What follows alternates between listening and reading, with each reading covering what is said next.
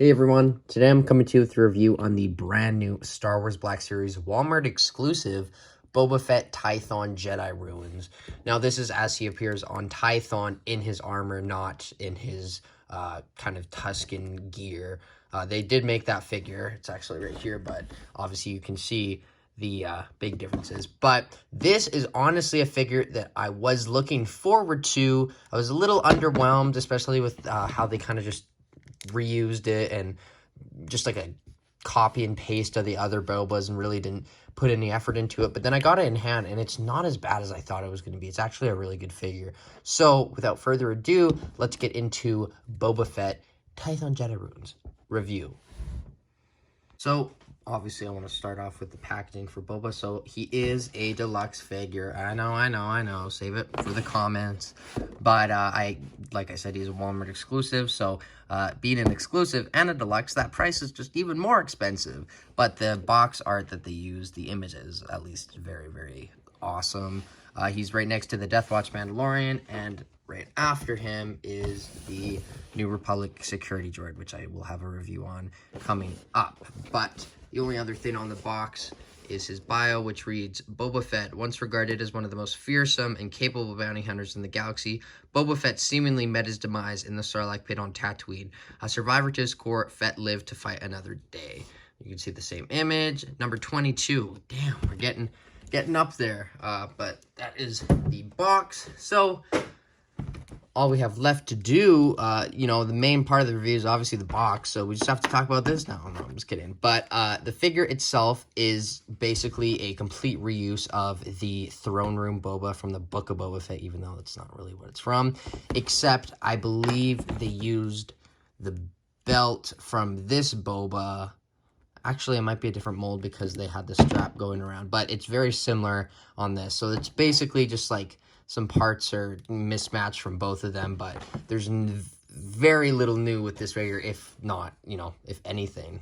But one interesting thing that I noticed about the figure is that he is included with this blaster, even though technically he never really used it. He only used this one. He only used that blaster when he got his new armor, but this look is just awesome when he just has the one blaster and he just got his armor back. Such a cool episode and just one of my favorite new media Star Wars things that they have put out. But obviously you also get the Temuera Morrison head sculpt, which I grow to honestly dislike more and more that I get it and see it. I just think it's okay. It's just the scars are really cheaply applied. And I don't know, I've seen some customs and they just look so much better. But you can see there's the one from him, and we have the other Boba head sculpt. So they are all the exact same. This is just weird to see all these Boba heads, Boba everywhere. But anyways, that is what he looks like underneath the helmet. So the same thing. I'm getting Gru vibes. Not anything to hate on Temuera Morrison, but something about it just doesn't look like him to me. So, yeah. But on the back of the figure, when you take off the jetpack, there's no paint. There's only the peg holes for the jetpack, and it is an overlay, so there's kind of technically two holes that the piece has to go through, but that's never really a problem. And when you're putting these jetpacks on, just make sure you push very hard, and then it will stick on. I found with the Death Watch Mandalorian that it fell off a lot, but when you pushed on it, it would stay on. Same with this figure. But he does have the awesome jetpack with the new piece put over it when he got hit by Han Solo. Now, I forgot to mention that this is also a lot of reuse from the Cobb Vanth figure. The jetpack is basically just the same minus the top. And then the armor is honestly identical, like paint-wise, minus the, well, that's interesting. This side has no paint at all. I don't know if that's just me that's weird, because this one, I don't know. Certainly interesting. Maybe, I hope that's not an error that I just noticed. But same armor. So obviously this Boba is just like a smoothie of reuse from all the recent Mandalorian Boba Fett type characters. Obviously not the same person under there. But I did find that the helmets, where's the other one, do have a little bit of a difference. you can see that the Boba has like this extension put into it for the Tamora Morrison head, which is interesting because I find this set sculpt goes down a lot more, but it's supposed to go up there around here. So when you put this on, it stops it because of that piece. But the Cobb Vanth one obviously doesn't have that. So this is Boba with no neck, but this is what he looks like with it. But other than that, this is the exact same Boba Fett figure mold, so you kind of know what you're getting with this figure. It is obviously a different color. This is a darker brown, but this is a more lighter color, which is accurate to the scene, I believe. And then his boots, or his knee rockets, I guess calling them boot rockets because they're right above his boots, but his knee rockets are a different color as well. Same with his armor on the top, and that's obviously because he repainted it. But that is all I really have to say about the Boba.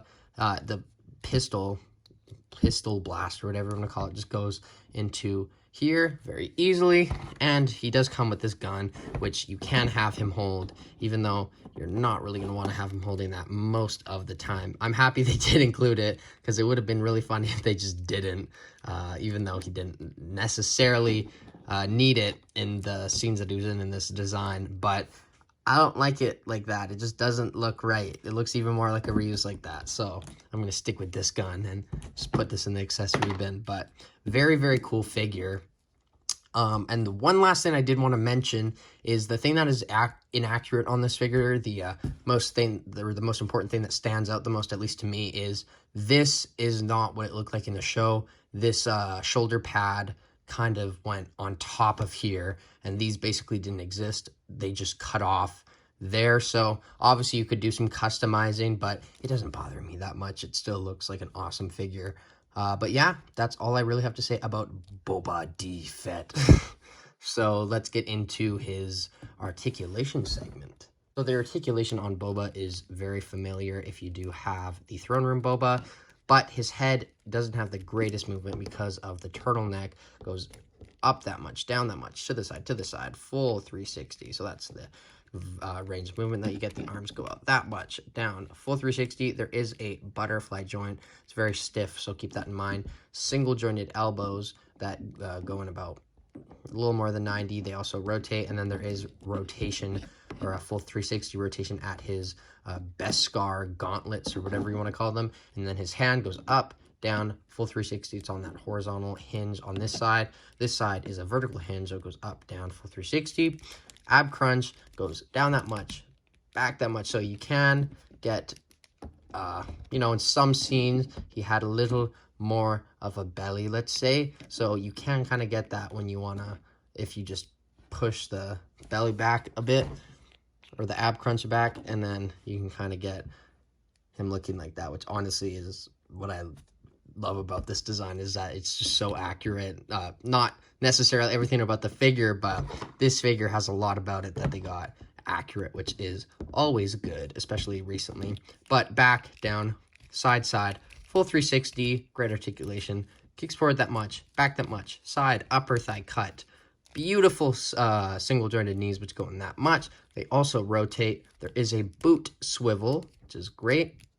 And then the feet go up, down, and he does have ankle rocker pivot. But I just love this articulation.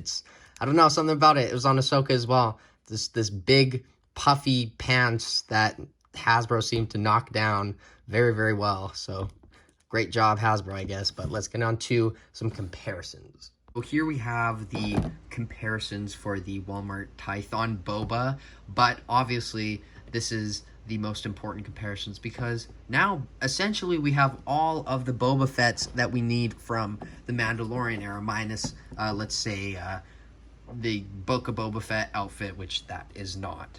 We have him when he goes into the Sarlacc pit. Oh, he's at his prime, he's doing great. Oh no, not anymore. He comes out, he becomes a Tusken Raider essentially. Then the armors with Cobb Vanth, he gets the armor from Mando, who took it from Cobb Vanth, and becomes the Walmart Boba. That's not what he's called. That'd be so cool if in the show Mando was like, it's the Walmart Boba. But he becomes that, and then he's like, you know what? Let me take it a step further. Gets iced out, pimped out, blinged out in his beautiful new armor with all this new paint. I really wish or hope we eventually get to see him, like maybe a flashback of him painting the armor. That, I don't know, it'd be really cool. Just put some Star Wars rock and roll on in the back while he's just in the slave one going to town painting it. That'd be really cool. But obviously, these are all the comparisons. Like I mentioned, the armor on Cobb Vanth and this Boba is nearly identical, if not exactly the same. Obviously, it's the same, but just recolored here. And then another important comparison, obviously, is Fennec Shand, which is an amazing figure. So it's very cool, if she would stand, to see them together. And then, who else do we have? I think maybe let's get Mando.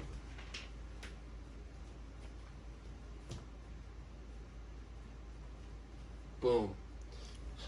Here we got Mando, which we will be getting a new Book of Boba Fett one soon, which I'm so excited about.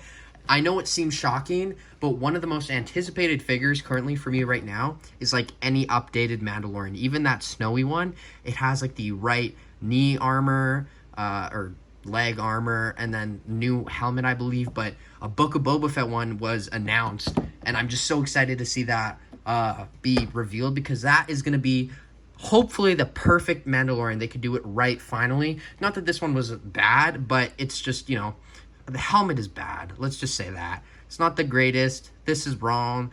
You can't have the cape on with the jetpack, so they could do a lot of things, and he could come with his darksaber. And then obviously maybe Ahsoka. Get a little Ahsoka action there. But other than that, I think that is all I want to compare him next to. So let's get on to my final thoughts on the Walmart exclusive Boba.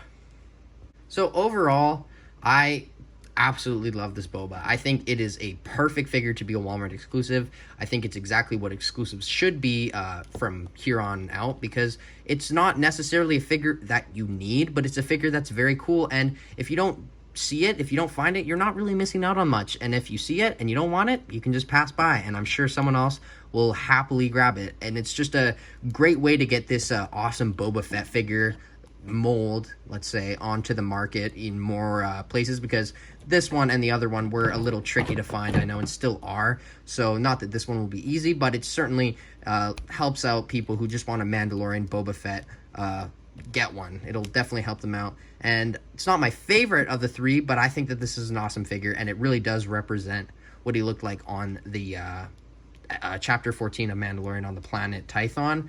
And I just think they did a great job. So this is a figure that I do want to know all of your opinions on in the comments below. I'm sure you guys have a lot to say, so put it down in the comments below. But I think I'm going to give him an 8.5 out of 10. I think he's damn near perfect. Obviously, they cheaped out a little on a few things, but I couldn't really even see them. I'd be so shocked, genuinely, because I feel like I can say I know Hasbro now from, you know, my hobby going on for around 8 years now, but I think I can understand that they did not completely just remake this, because I don't know, is it even worth it? Like, it would have been a difference, but it would have just been such a small difference. So I honestly don't think it bothers me that much. I'm sure you hardcore Star Wars fans are going to be very angry at that, but that is just what I have to say about that. But overall, like I said, 8.5 out of 10. Absolutely love this figure. Gonna go great in the collection, and I highly recommend it. So without further ado, I'm gonna let you guys all go, and I'm gonna get back to making more YouTube videos, because oh boy, I have a lot coming. I got the whole Kenobi wave minus Kenobi. I got Rhino, I got Saw Gerrera, I got some of the controller wave to review. I got lots coming, so stay tuned. And as always, I have been Jagger Collector, and I will see you in tomorrow's video, which there is a lot of videos coming in, and I have no idea what it'll be. So until then, thank you for watching. Bye, guys.